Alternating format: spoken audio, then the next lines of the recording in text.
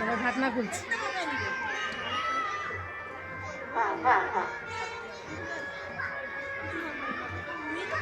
শুরু হয়ে গেছে কেজি 2 শ্রেণীর ওয়াটার ফিলিং রেস।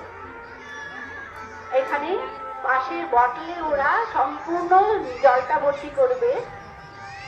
যদি জল শেষ হয়ে যায় তাহলে আবার জল দেওয়া হবে, কিন্তু ফেনা বোতলে একটু থাকা চলবে। দেখুন ওরা বোতলে জল ভরে নিয়ে গিয়ে ফিনিশিং পয়েন্টে পৌঁছেছে। বোতলে জানি একটু ফেনা না থাকে, বোতলটা সম্পূর্ণ ভর্তি করবে।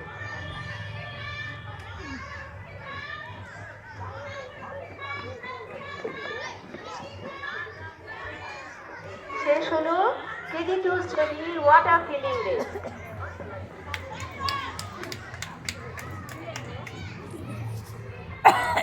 খেলাটাও ভালো।